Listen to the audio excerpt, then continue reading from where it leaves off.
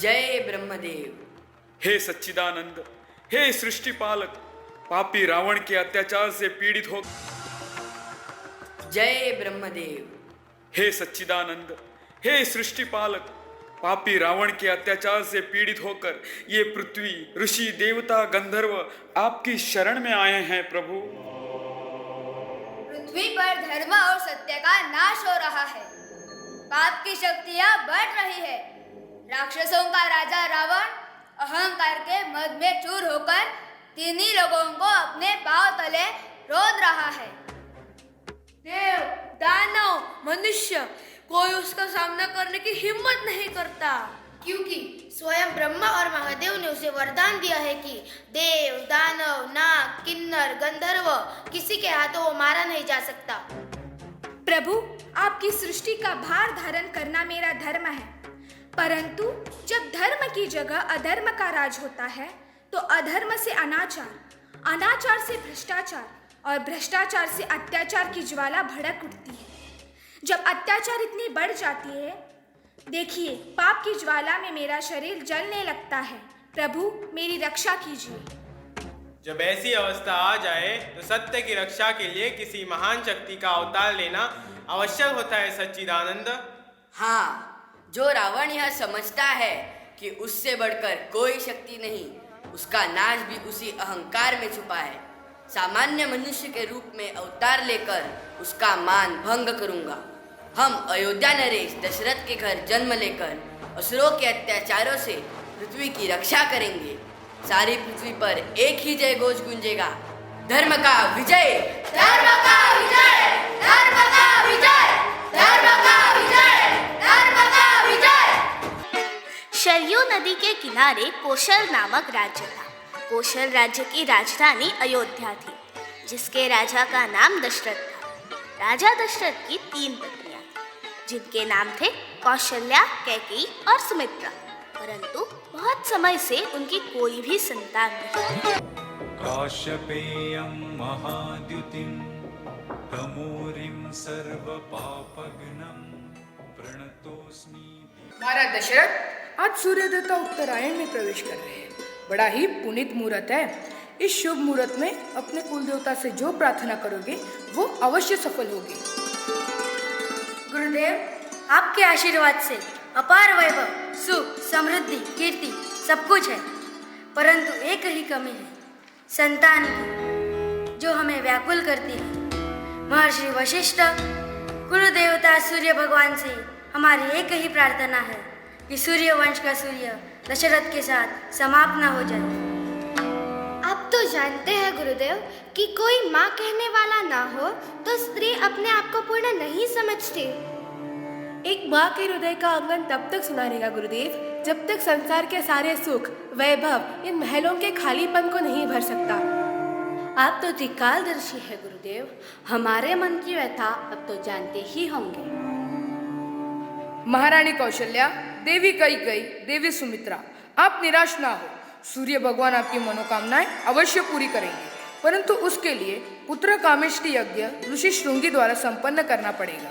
सच में गुरुदेव, ऋषि श्रृंगी मुनि के द्वार पर राजा दशरथ नहीं बल्कि भिक्षुक दशरथ नंगे पांव जाएगा। आशीर्वाद दीजिए गुरुदेव।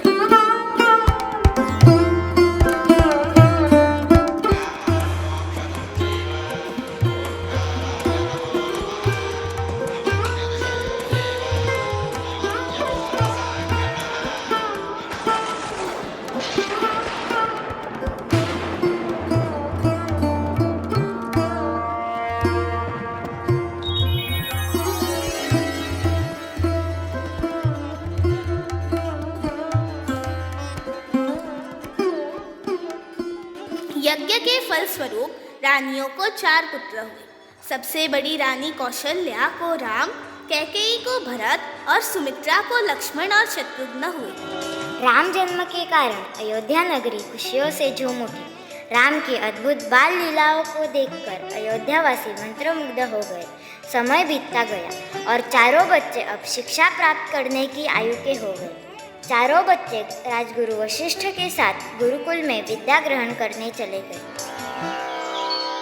मनुष्य का शरीर 5 तत्वों से बनता है। पृथ्वी, जल, अग्नि, आकाश और वायु, ये 5 तत्व अगर संतुलन में रहे तो शरीर स्वस्थ रहता है।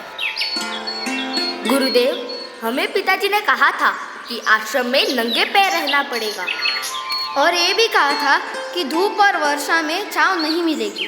ऐसा क्यों गुरुदेव? क्योंकि गुरु का कर्तव्य है कि वे अपने शिष्य को मजबूत बनाए ताकि हर परिस्थिति का वो सामना कर सके।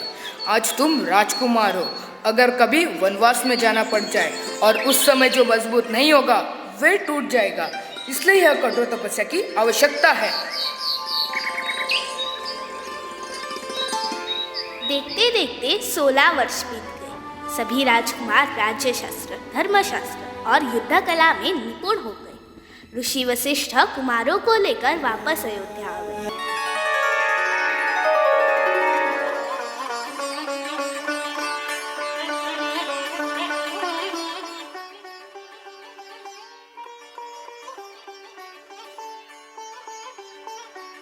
पिताश्री, मैं आपका पुत्र राम अपने भाइयों समेत अपने आप को आपकी सेवा में समर्पित करता हूँ। आपकी आज्ञा का पालन करना आजीवन हमारा धर्म रहेगा। भगवान तुम्हें दीर्घायुष्य प्रदान करे और सदा सुखी रखे। गुरुदेव, आपकी कृपा से आज मेरे चारों मनोरथ सफल हो गए। अयोध्या नरेश, तुमने हमें नन्हे बालक सौंपे थे। आज इन्हें पूर्ण पुरुष बनाकर वेद, वेदांत, धर्मशास्त्र, समाजशास्त्र, अर्थशास्त्र, राजनीति, समस्त विद्याओं में पारंगत बनाकर हम तुम्हें सौंपते हैं। हे अयोध्यानाथ, राक्षसों को मारने के लिए तथा यज्ञ की रक्षा के लिए धनुर्धारी राम व लक्ष्मण को मेरे साथ भेज दीजिए। हे ऋषिवर, राम और लक्ष्मण दोनों अभी बालक हैं। पितृ स्नेह को बच्चों के उज्जवल भविष्य में बाधा मत बनने दीजिए राजन।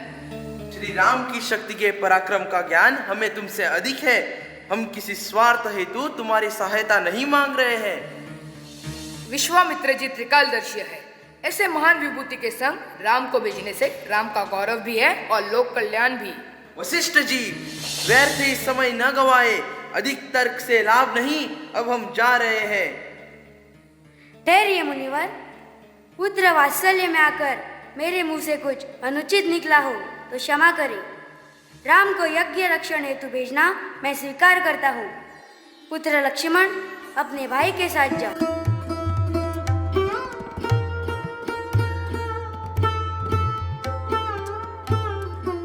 अयोध्या के समीप स्थित सुंदर वन में राक्षसी ताड़का अपने पति और 2 पुत्रों सुबाहु और मारीच के साथ वास करती थी। ताड़का के शरीर में हजारों हाथियों का बल था। यही कारण था कि उसी वन में रहने वाले विश्वामित्र सहित अनेक ऋषि मुनि के जप तप और यज्ञ में वह बाधाएं खड़ी करती थी। इसी कारण इस सुंदर वन को लोग ताड़का वन कहने लगे। गुरुदेव, प्रातः काल में अंधकार क्यों? यह राक्षसी माया है। हमें सावधानी से आगे बढ़ना होगा।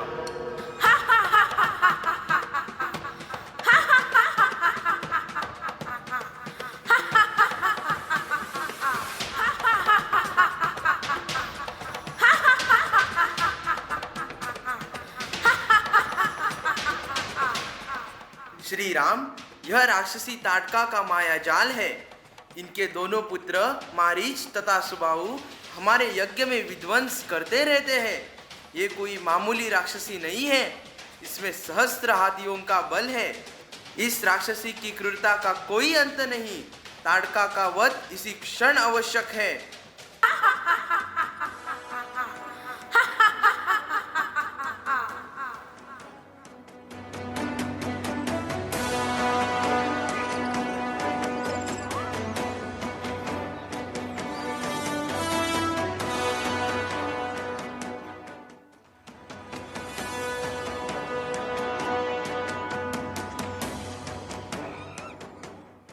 श्री राम, प्रहार करो, ताड़का का संहार करो।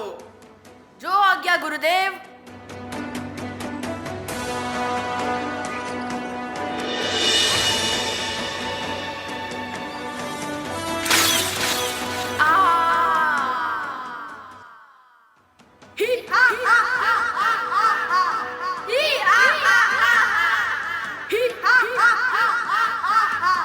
ही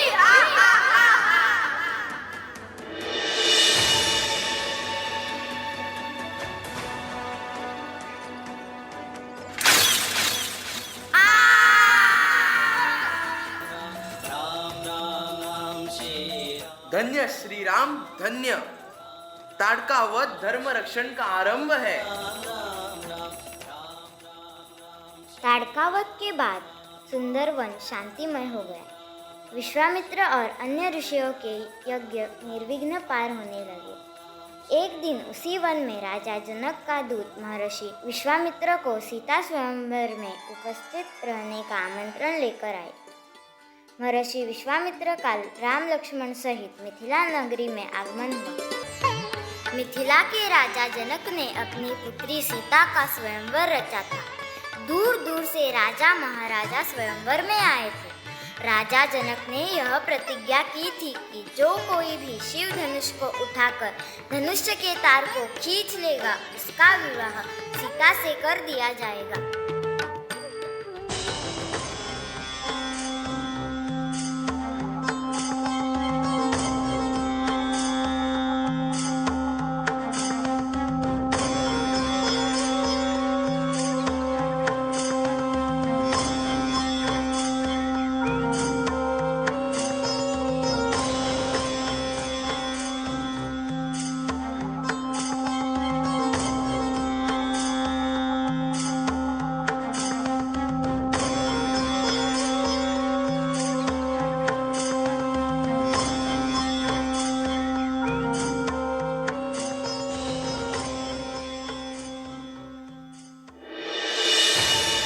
देश विदेश द्वीप द्वीप के बड़े बड़े राजा राजकुमार मेरा प्रण सुनकर इस स्वयंवर में आए हैं। इस सभा में न केवल मानव बल्कि देव और दानव मनुष्य का रूप धारण कर आए हैं।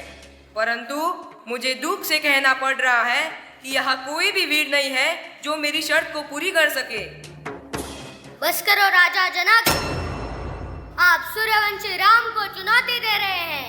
लक्ष्मण, भैया मैं आपका अपमान सहन नहीं कर सकता। शांत हो जाओ लक्ष्मण।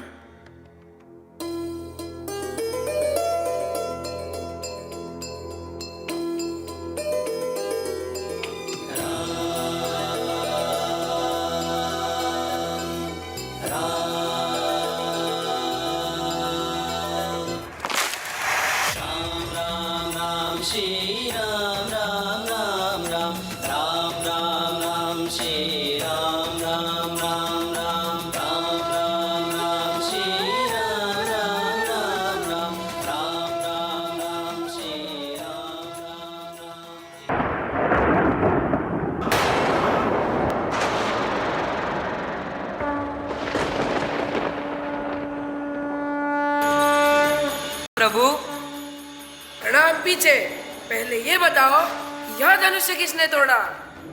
आपका ही कोई दास होगा। वो दास नहीं, मेरा शत्रु है। मैं आपकी बुद्धि को प्रणाम करता हूँ गुरुदेव। यह बालक कौन है? मेरा शिष्य अयोध्या नरेश महाराज दशरथ का पुत्र लक्ष्मण, और यह उसका बड़ा भाई राम है। किंतु इसमें तो कोई भी लक्षण अच्छे दिखाई नहीं दे रहे हैं। कैसे दिखाई पड़ेंगे? आदमी क्रोध में अंधा हो जाता है। बालक, विश्वामित्र इसे मेरा स्वभाव बताइए। तुझे शायद ये मालूम नहीं, मैंने इसी फरसे द्वारा 21 बार क्षत्रियों का नाश किया है। तब आपका राम लक्ष्मण से पाला नहीं पड़ा होगा। लक्ष्मण, मैं तुम्हारा सर काट डालूंगा।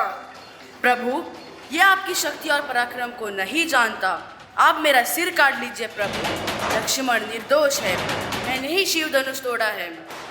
तूने तोड़ा है तो तेरा ही सर काट दूंगा। अब इस धरती पर दो राम नहीं रह सकते, या तो राम रहेगा या परशुराम।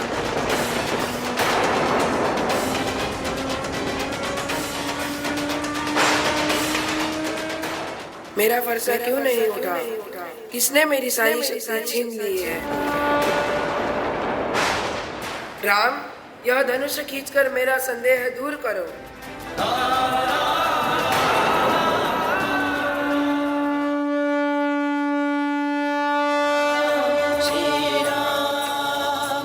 बस बस, मेरा संदेह दूर हुआ प्रभु।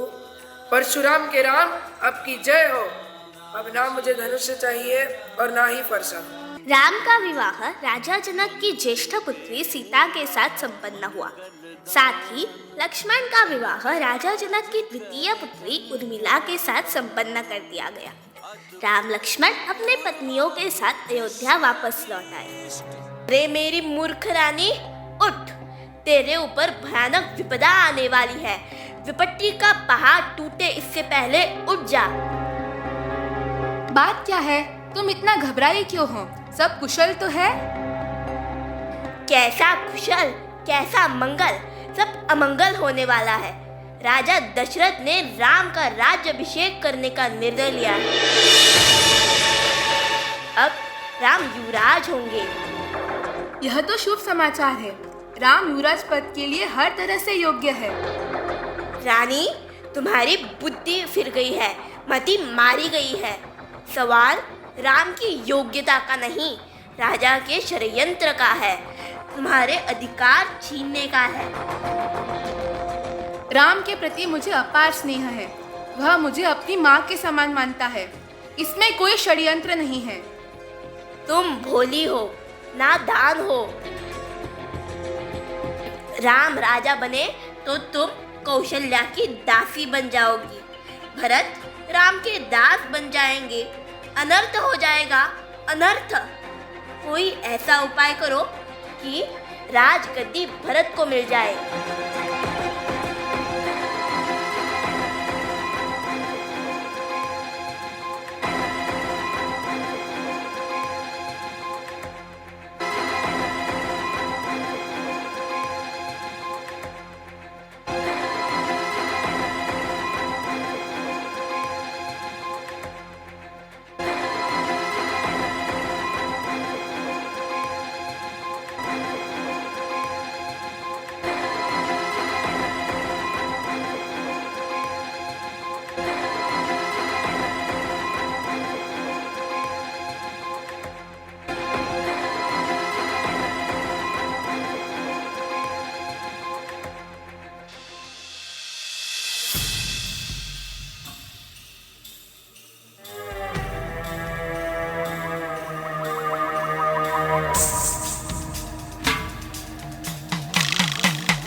हे कैकेयी, तुम क्यों दुखी हो? मुझे बताओ, तुम्हें क्या चाहिए? मुझे चाहिए ऐसा कुछ नहीं हो रहा है, इसीलिए मैं दुखी हूँ। आपको याद दिला दूँ कि देव और असुर संग्राम में आपने मुझे 2 वचन दिए थे। मुझे याद है कैकेयी, जो मांगना है वह मांग लो। अयोध्या नरेश, मेरे पहले वर के बदले में मैं भरत के लिए राज मांगती हूँ।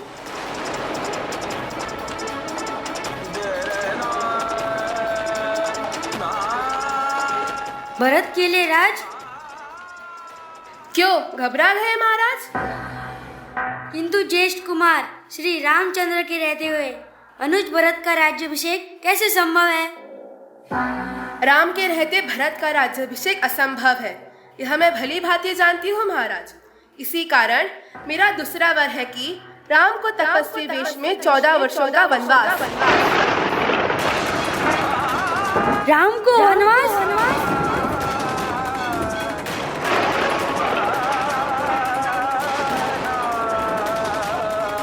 कैसी मतिहीन, कैसी ममताहीन नारी हो तुम, कैसी माँ हो तुम।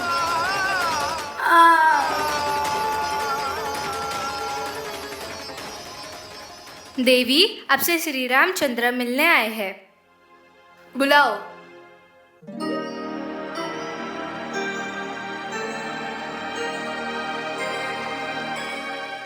माता श्री नमस्कार, आपका आशीर्वाद लेने आया हूँ। राम राम।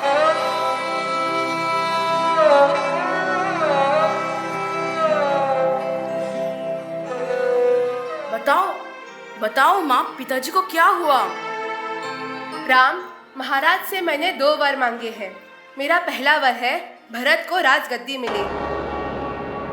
इससे बढ़कर खुशी की बात मेरे लिए और क्या हो सकती है माता?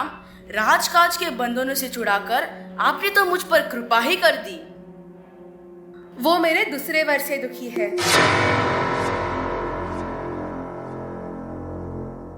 वो क्या है माँ? बड़ा कठोर वर है। तपस्वी वेश में 14 वर्षों के लिए तुम्हें वनवास।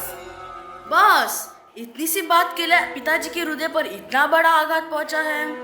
14 वर्ष तो होते कितने हैं पिताजी? नहीं राम नहीं, मैं तुम्हारे बिना एक पल नहीं रह सकता। पिताजी, आदर्श के बिना जीवन व्यर्थ है। आपका ही पुत्र होकर आपके वचन का पालन न कर सकूं और माता जी की इच्छा पूरी न कर सकूं तो धिक्कार है मेरे पुत्र धर्म पर। नहीं राम नहीं। राम, तुम जितनी जल्दी यहाँ से हटोगे इनके लिए उतना ही अच्छा होगा।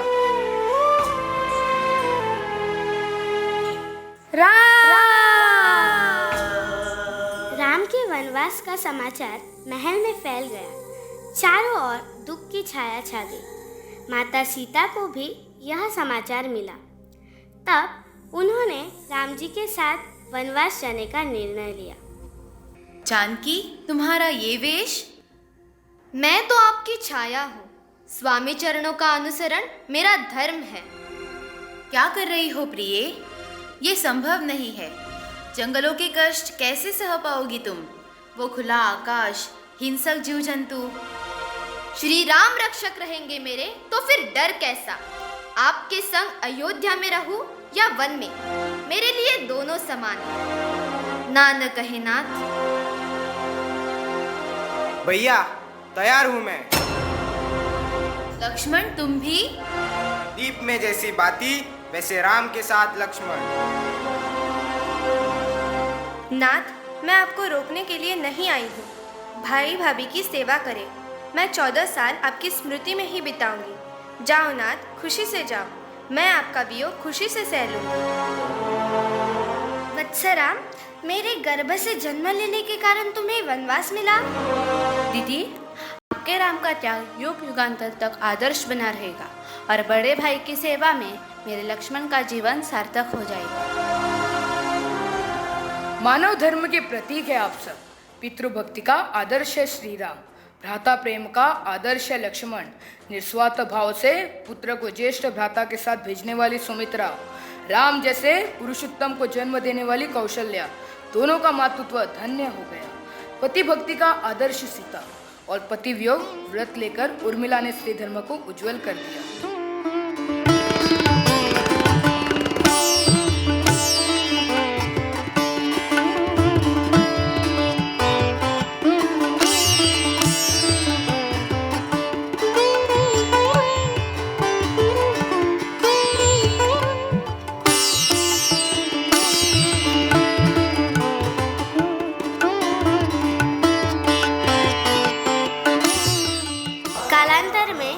दशरथ को श्रवण कुमार के माता पिता द्वारा दिया गया श्राप फलाभूत हुआ और राजा दशरथ भी उन्हीं की तरह पुत्र के वियोग में रोते रोते स्वर्ग को प्रस्थान कर गए। भरत अयोध्या वापस आ गए। उन्हें जब सारी कहानी का पता चला तो वह दुखी हो गए। उन्होंने अपनी माता कैकेयी को बहुत बुरा भला कहा। राजा दशरथ जी की मृत्यु के बाद रानी कैकेयी को भी बहुत पश्चाताप हुआ। भरत जी अयोध्या की सेना लेकर प्रभु रामचंद्र जी को वापस लाने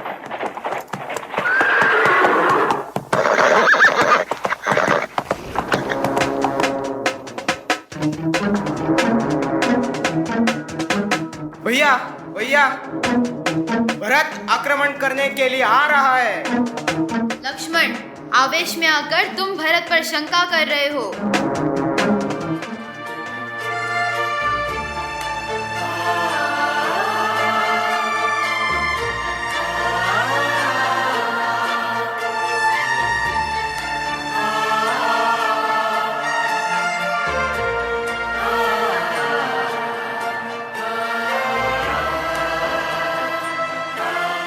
भरत, अयोध्या में सब कुशल मंगल है ना? अयोध्या अयोध्या तो अब सुनी है। पिताजी का स्वर्गवास हो गया।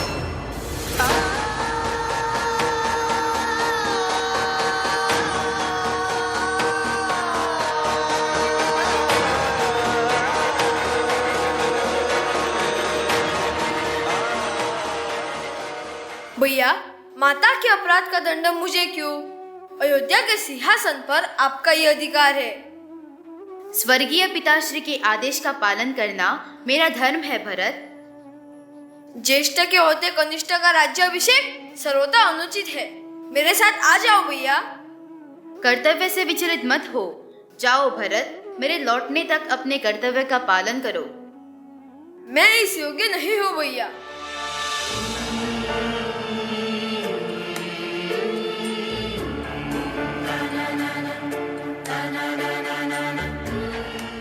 हे धर्ममूर्ति मर्यादा पालक, आपकी आज्ञा शिरोधार्य है। आपकी पादुका देकर मुझे अनुग्रहित कीजिए भैया। वनवास पूरा करके आपके लौटने तक यह पादुका सिंहासन पर विराजित होगी।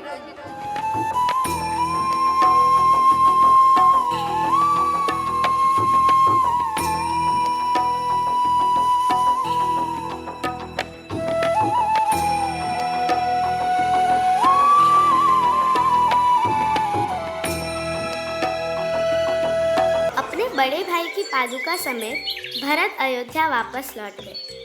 राम, लक्ष्मण और सीता सहित चित्रकूट से दंडकारण्य में प्रस्थान कर वहां निवास करने लगे। एक दिन लंकाधीश रावण की बहन शूर्पणखा दंडकारण्य वन में विचरण कर रही थी तो उसकी नज़र भगवान श्री राम की कुटिया पर गई। उसने श्री राम को देखा तो वो उन पर मोहित हो गई और उसने श्री राम के सामने विवाह का प्रस्ताव रखा।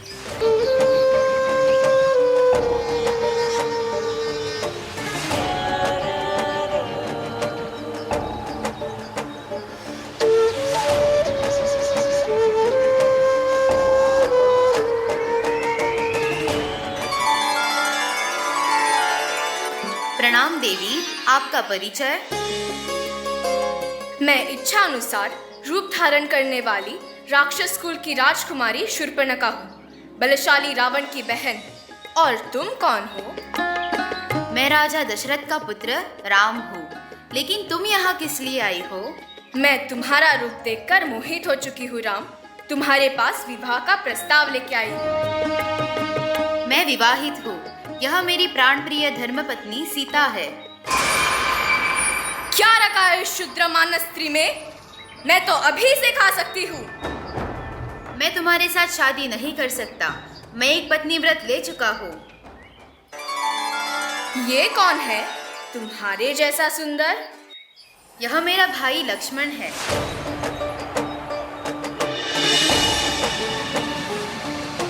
मैं तुम्हारे लिए सुख और आनंद का प्रस्ताव लेके आई हूँ। मैं तुमसे विवाह करना चाहती हूँ। स्वामी को छोड़कर सेवक के पास क्यों आई? मैं तो मेरे बड़े भैया श्री रामचंद्र जी का दास हूँ। मेरी संगिनी बनकर भैया भाभी की सेवा करोगी? जाओ, वहां जाकर अपनी मनोकामना की याचना कर लो। मैं यहाँ याचना करने नहीं आई हूँ।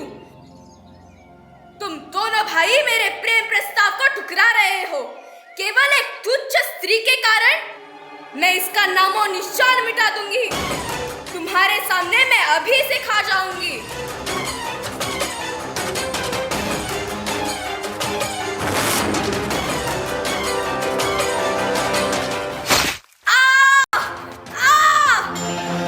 पापी, मैंने तुम दोनों की चिता न जलाई तो मेरा नाम रावण की बहन शूर्पणखा नहीं। अपने इस घोर अपमान का प्रतिशोध लेने की याचना लिए शूर्पणखा अपने भाई महाबली रावण के दरबार में रोती बिलखती पहुंच गई। भैया, भैया, भैया लंकेश, भैया रावण। बहन शूर्पणखा, तुम्हारी यह दुर्दशा? एक पुरुष है, साक्षात यमदूत, अयोध्यावासी है, नाम है राम, बड़ा घमंडी है। कौओं के संग जैसे हंसिनी, वैसे प्यारी नारी उस नारी के संग है भैया। मैं उस लावण्यवती को तुम्हारी रानी बनाने लंका में लाना चाहती थी, पर उसके देवर ने मेरी नाक काट डाली और बोला जा भेज दे अपने लंकेश को। आगे कुछ ना कहो, अब मेरा खून खौल उठा है। तुम्हारी इस दुर्दशा के बदले में मैं मैं उन वनवासियों से जरूर प्रतिशोध लूंगा। आप राम की पत्नी सीता का हरण कीजिए, तभी मुझे शांति मिलेगी। ठीक है, हम अभी योजना बनाते हैं। रावण ने सीता हरण की योजना बनाई। वह अपने मित्र मारीच के पास गया और उसे सोने का हिरण बनाकर श्री राम के आश्रम के पास घूमने का आदेश दिया।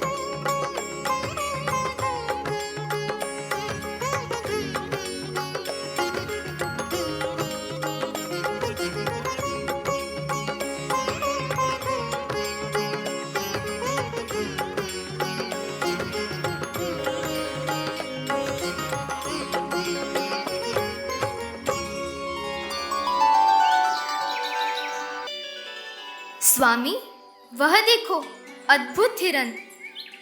हाँ, यह तो सोने का मृग है। मैंने ऐसा मृग कभी नहीं देखा। इस मृग को यहाँ लेकर आइए, उसे मैं पालूंगी। आज तक तुमने मुझसे कुछ नहीं मांगा सीते, मैं तुम्हें यह मृग जरूर लाकर दूंगा। भैया, यहाँ कोई राक्षसी माया होगी, क्योंकि हमने सोने का हिरण ना कभी देखा और ना कभी सुना।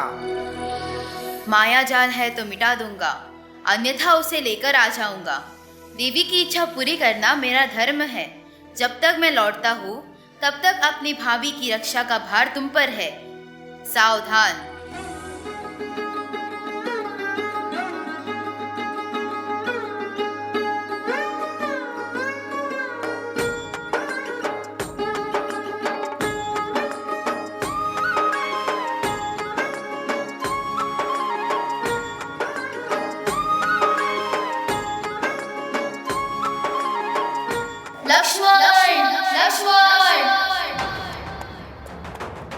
लक्ष्मण, तुमने सुना? कोई संकट आ चुका है। भैया और संकट में असंभव। हो ना हो, आवाज तो स्वामी की ही है। यह संकट की सूचना है। जाकर देखो लक्ष्मण। चिंता ना करे भाभी, पुरुषोत्तम पर संकट आया तो धरती आकाश अपने स्थान पर रहेगी क्या? यह आज्ञा है मेरी। इसी क्षण मेरे स्वामी के पास जाओ। भाभी, मैं भैया की आज्ञा का उल्लंघन नहीं कर सकता। उनकी आज्ञा का पालन करना मेरा कर्तव्य है। इस कर्तव्य के पीछे तुम्हारा भय छुपा है। राक्षस तुम्हें भी ना मार दे, इसका तुम्हें भय है। माते! श्री राम के बिना सीता इस धरती पर नहीं रहेगी। उसके पहले इस लक्ष्मण के शरीर में प्राण नहीं रहेंगे माते। माता के रूप में मुझे स्वीकार करते हो तो मेरी आज्ञा का पालन करो। आपकी यही आज्ञा है तो मैं चला जाता हूँ।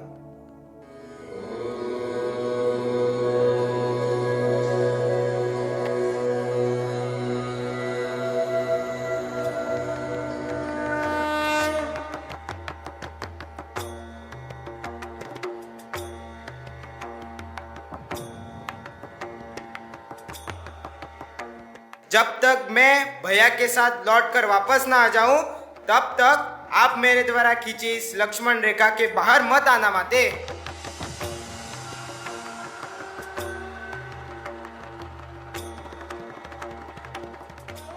हर हर महादेव। ओम भवति भिक्षाम देहि। हर हर महादेव। ओम भवति भिक्षाम देहि। हर हर महादेव। ओम भवति भिक्षाम देहि।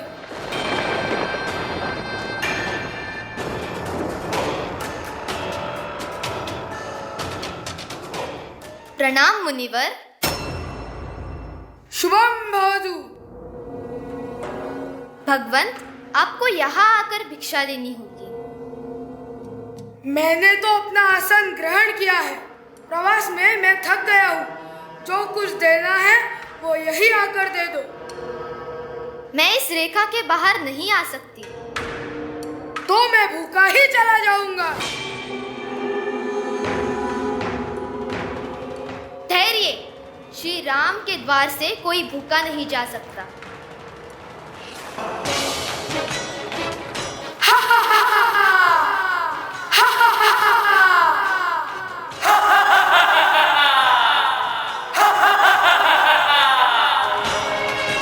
मैं लंकाधिपति रावण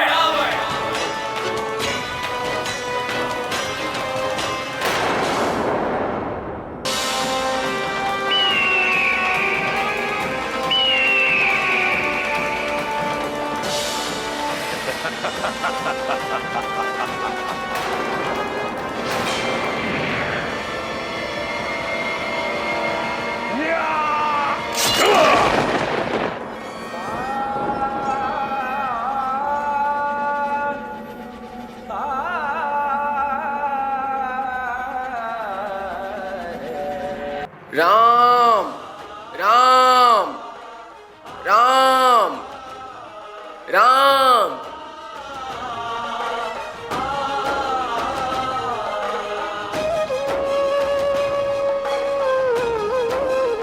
आप आ गए श्री राम। मैं आपकी प्रतीक्षा में अपने प्राणों को रोके हुआ था। मैं आपको सीता का पता बताना चाहता हूँ। सीता का पता? कहाँ है सीता? पुत्र, मैं बहुत लज्जित हूँ। माँ सीता को उसके हाथों से छुड़ा ना सका। तात, आप किसके हाथों छुड़ा ना सके? कौन ले गया मेरी सीता को?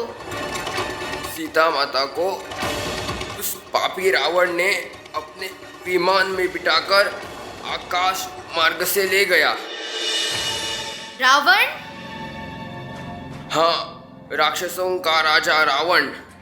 मैंने रावण को रोकना चाहा, उससे युद्ध भी किया, परंतु उसने मेरे पर काट दिए और मैं धरती पर गिर गया। तात, वह किस दिशा में सीता को लेकर गया? वो दक्षिण दिशा में चला गया।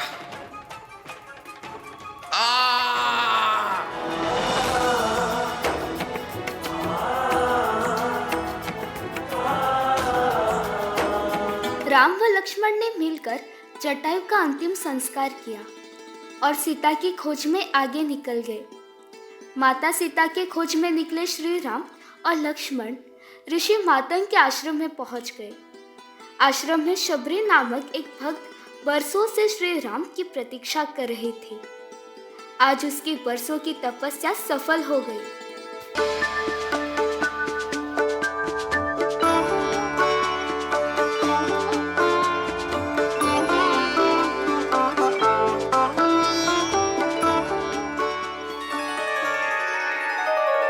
प्रभु, प्रभु, आप मेरे द्वार पर आए।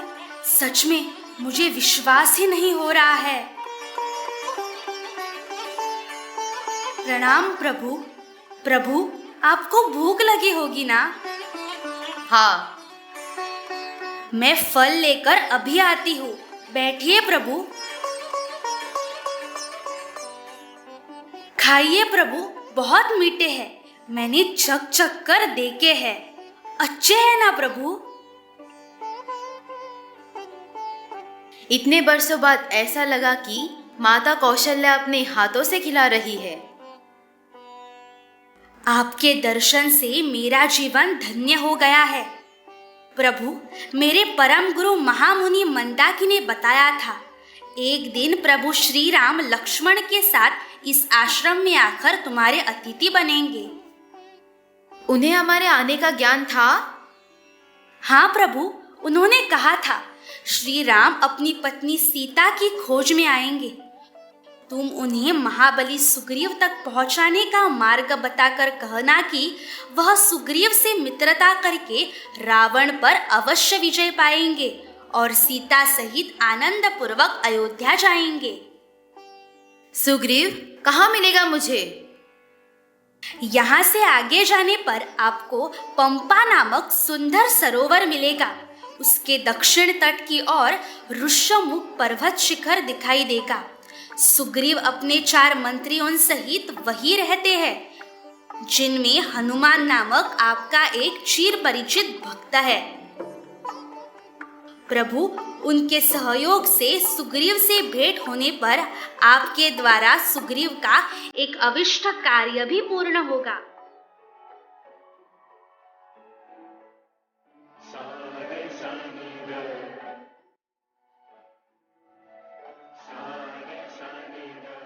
सुग्रीव जी का राज उनके भाई बाली ने हड़प लिया था।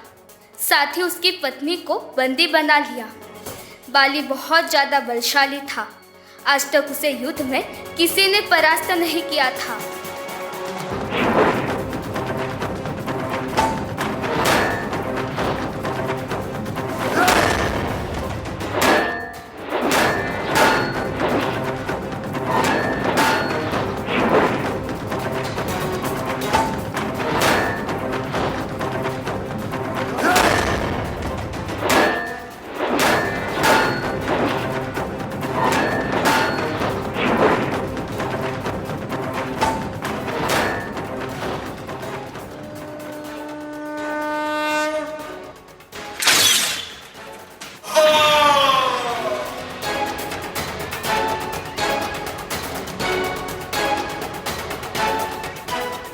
बाद सुग्रीव को किष्किंधा का राजा बना दिया।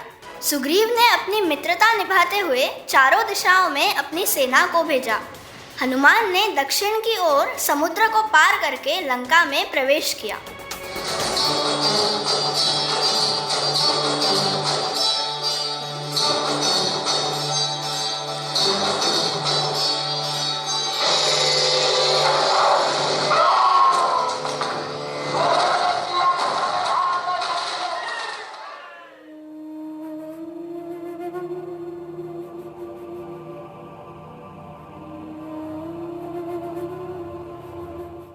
हे सर्वांग सुंदरी, हमें देखकर तुम भयभीत क्यों होती हो? हम तो तुमसे प्रेम करते हैं। यह अनुपम सौंदर्य ब्रह्मा जी ने केवल तुम्हें प्रदान किया है। अगर तुम कहो तो संसार के सारे सुख हम तुम्हारे चरणों में डाल देंगे। सचमुच श्री राघव के धर्मपत्नी होने का परम सुख तो मेरे भाग्य में लिखा है, जो तीनों लोगों में किसी स्त्री के भाग्य में नहीं लिखा होगा। हट!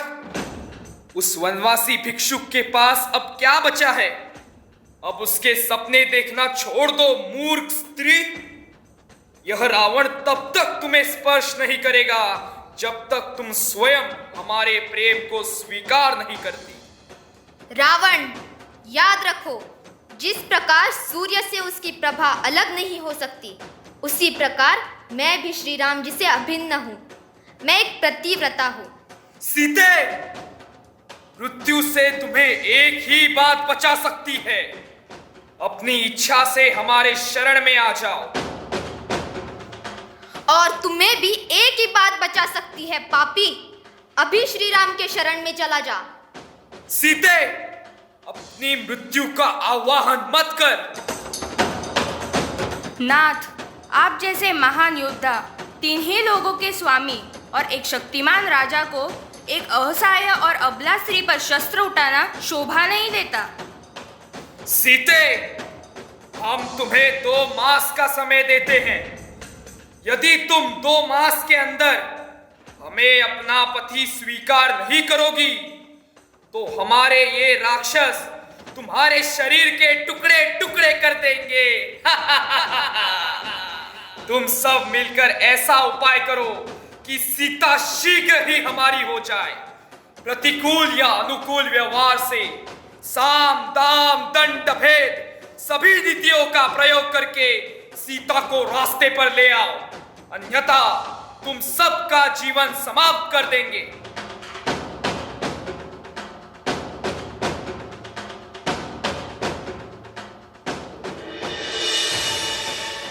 कौन है जो मेरे स्वामी का संदेश लेकर आया है?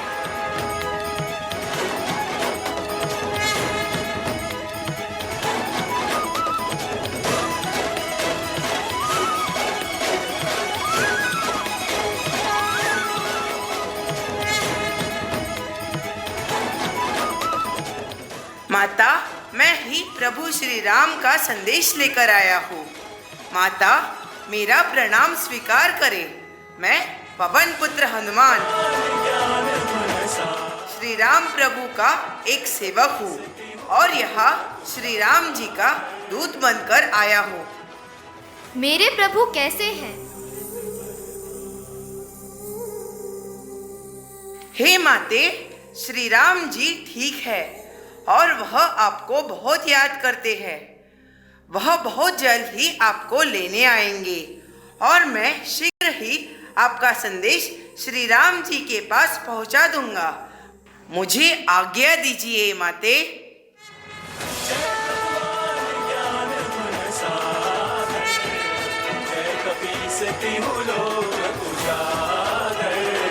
हनुमान जी को बहुत भूख लगी थी और अशोक वाटिका में खूब सारे रसीले फल थे।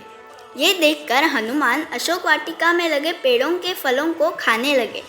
फलों के साथ साथ हनुमान उन पेड़ों को भी तोड़ने लगे। तभी रावण के सैनिकों ने हनुमान पर प्रहार किया और हनुमान ने रावण के पुत्र अक्षय कुमार के साथ सबको मार डाला। उसके बाद रावण ने अपने ज्येष्ठ पुत्र मेघनाद को भेजा। हनुमान के साथ मेघनाद का बहुत घमासान युद्ध हुआ। अंत में मेघनाद ने हनुमान जी पर ब्रह्मास्त्र चला दिया। ब्रह्मास्त्र का सम्मान करते हुए हनुमान स्वयं बंधक बन गए।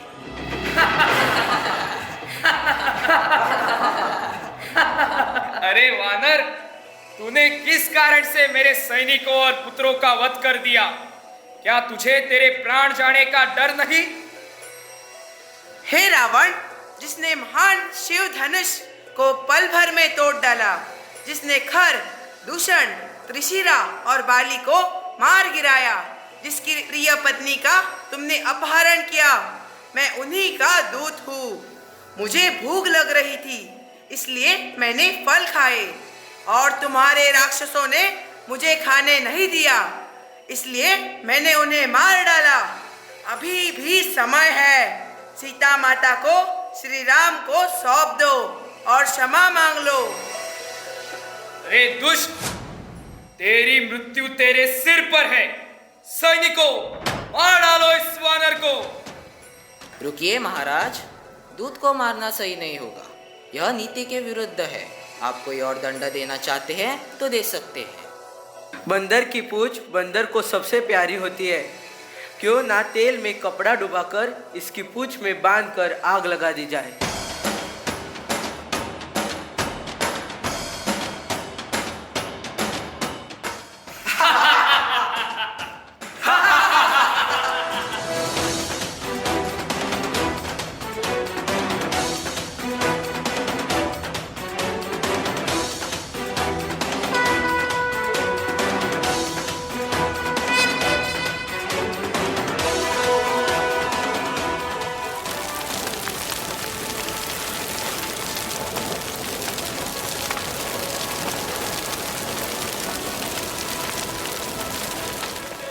लंका को जलाने के बाद हनुमान जी सीधे प्रभु श्री राम के पास चले गए और सीता माता का संदेश दिया।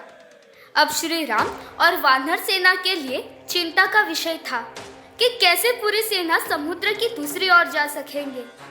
वही रावण के भाई विभीषण ने भी रावण को सभा में समझाया और सीता माता को सम्मान पूर्वक श्री राम को सौंप देने के लिए कहा।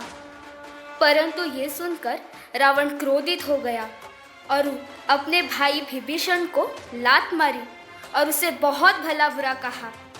विभीषण ने अपना राज्य छोड़ दिया और वो श्री राम के पास आ गए। जब श्री राम जी अपनी सेना के साथ समुद्र तट पर पहुंचे, तब वो विशाल सागर देखकर सेना का उत्साह भंग हो गया। विभीषण ने श्री राम को समुद्र से मार्ग मांगने का सुझाव दिया। राम जी ने समुद्र तट पर बैठकर 3 दिन समुद्र की उपासना की, लेकिन समुद्र राजा ने कोई प्रतिक्रिया नहीं दी। तब श्री राम क्रोधित हुए।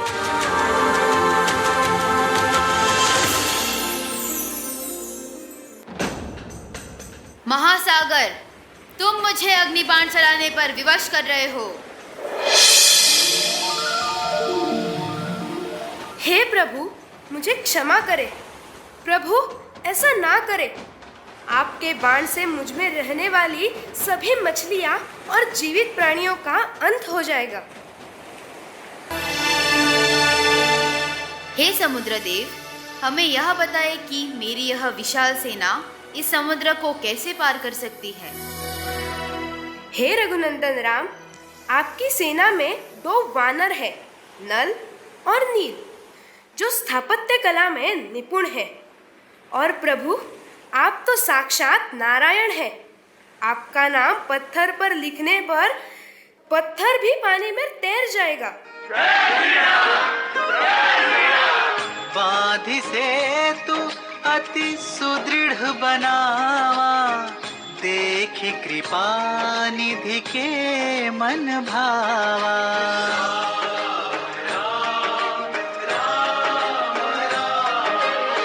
चली सेन कछु बरनी न जाई, गरजहि मर कट भट समुदाई।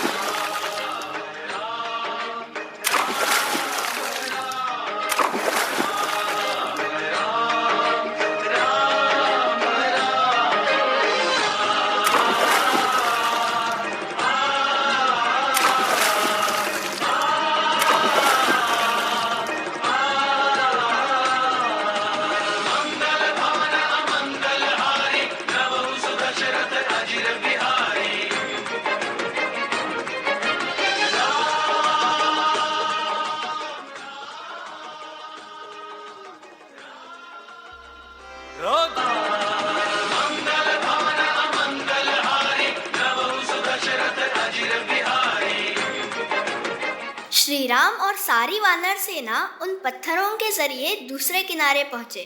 जब इस बात का पता रावण की पत्नी मंदोदरी को चला तो वो घबरा गई और रावण को बहुत समझाया, पर वो नहीं समझा।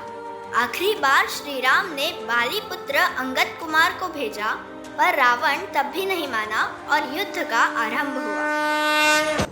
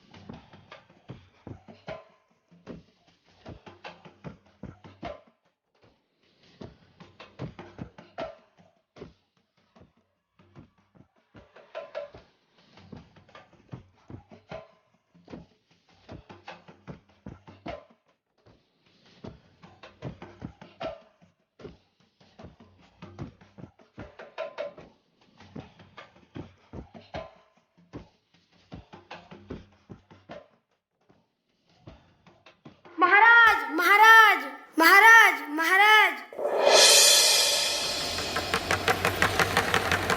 सेनापति, समय से पहले कुंभकर्ण को जगाने का दुस्साहस कैसे किया?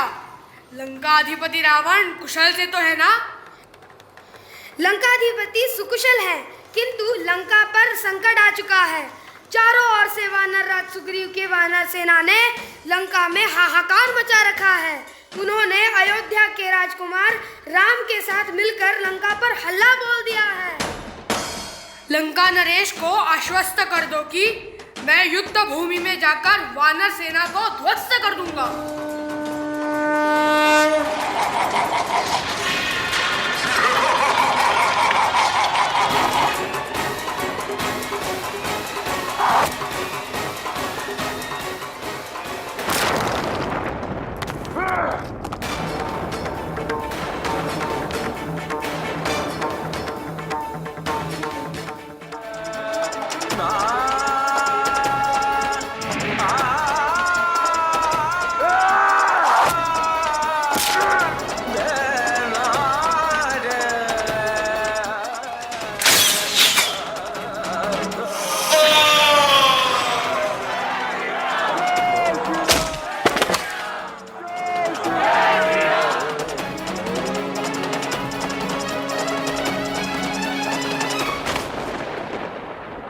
कुंभकर्ण को मारने के उपरांत लंका में हाहाकार मच जाता है।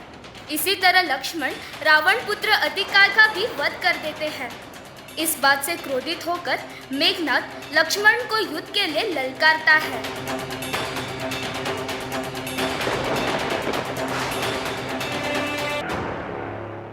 अरे मरकटो, कहाँ है तुम्हारा राम और उसका भाई लक्ष्मण, जिसने मेरे भाई अतिकाय का वध किया है? उस लक्ष्मण से जाकर कहो कि कायरों की भांति मुंह ना छिपाए, सामने आए। कहाँ है लक्ष्मण? कहाँ है लक्ष्मण? अपने राम और लक्ष्मण से कहो कि सामने आए या अपने अस्त्र शस्त्र मेरे चरणों में डालकर अयोध्या वापस लौट जाए। तुम निशाचरों को यमलोक भेजे बिना अयोध्या कैसे लौट जाए मेघनाद?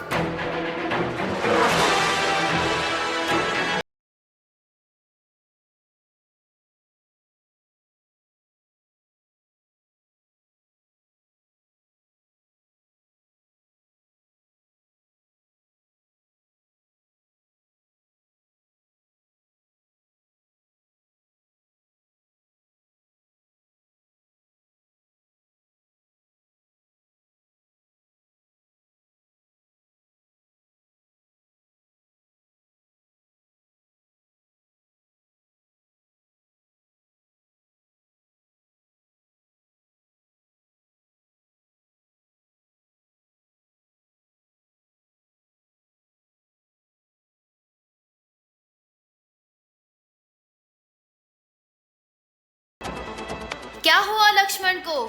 लक्ष्मण, लक्ष्मण, ब्रह्मांड की कौन सी ऐसी शक्ति है जिसने लक्ष्मण को शक्तिहीन कर दिया? अयोध्यानाथ, मेघनाथ ने घात लगाकर शक्ति का प्रहार किया है। संभवतः यमपास से भी प्राण बच जाए, लेकिन वीरघाती हमले के प्रहार से बचना असंभव है। वैद्यराज, कुछ आशा है ना? हृदय पर गहरा घाव है, श्वास नालिका भी बंद होना शुरू हो गई है। मेरे वनस्पतियों में ऐसी जड़ी बूटी नहीं है जिससे मैं उपचार कर सकूं। वैद्यराज,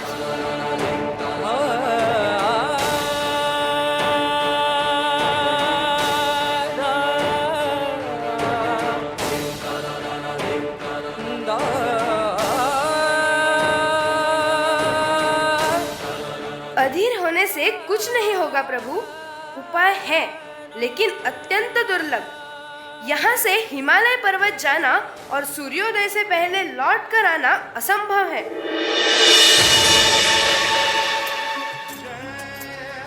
प्रभु के लिए हिमालय तो क्या, ब्रह्मलोक की भी प्रदक्षिणा करके एक रात में लौट आओ। आप उपाय बताए वैद्यराज जी। इतना साहस है तो सुनो। कैलाश और वृषभ पर्वत के बीच दैवी औषधियों का एक महापर्वत है जिसे द्रोणागिरी पर्वत कहते हैं। वहाँ 4 महाऔषधियों ऐसी मिलेगी जिसमें एक दिव्य प्रकाश की आभा चारों दिशाओं को प्रकाशमय करती रहती है। उसी दिव्य संजीवनी की इस समय आवश्यकता है, परंतु लक्ष्मण के पास केवल एक रात का समय है, तभी इस उपचार का लाभ हो सकता है, अन्यथा लक्ष्मण के प्राण बचना असंभव है। आप आज्ञा दीजिए प्रभु। प्रभात की पहली किरण से पहले संजीवनी लेकर नहीं आ सका तो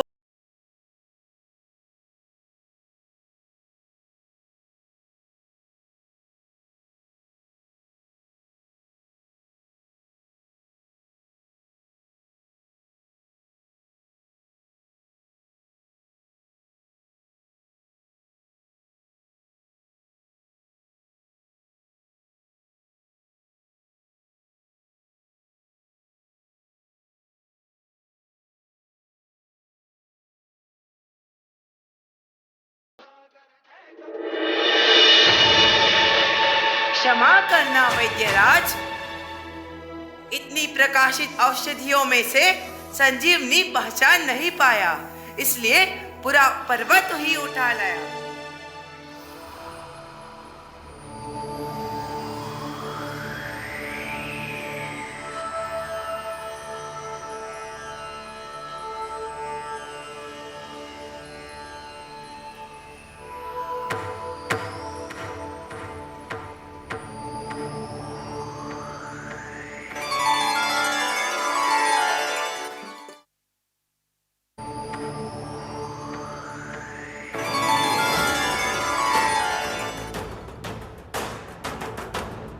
रावण को राजकुमार इंद्रजीत के वध का समाचार मिला और उसने स्वयं युद्ध भूमि पर जाने का फैसला किया।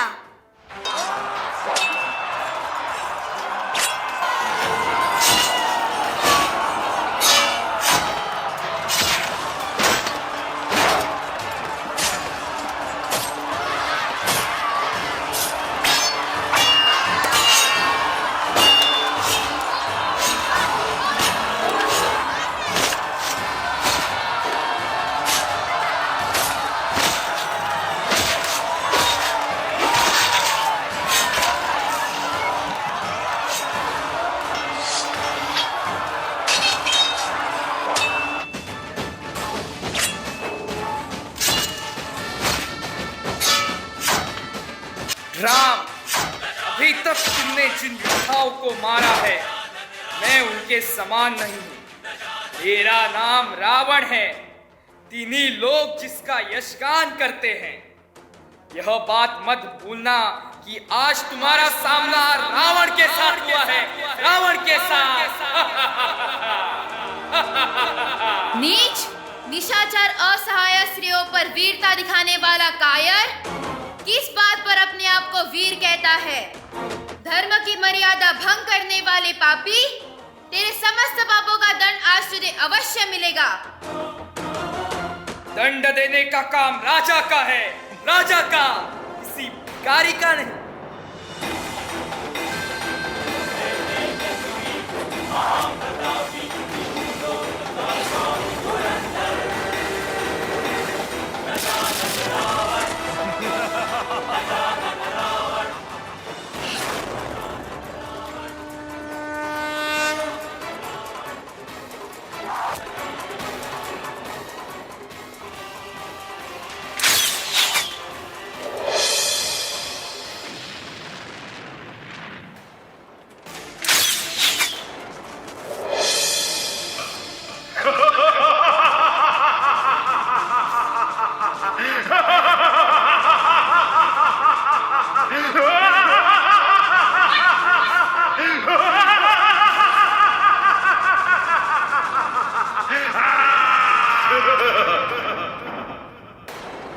प्रभु, ब्रह्मा जी के वरदान से दशानन के नाभि में अमृत है, जिसके प्रभाव से उसका एक शीश कटते ही दूसरा शीश उत्पन्न हो जाता है। आप पहले उसके नाभि पर बाण चला के अमृत सुखा दीजिए, तभी उसका अंत हो।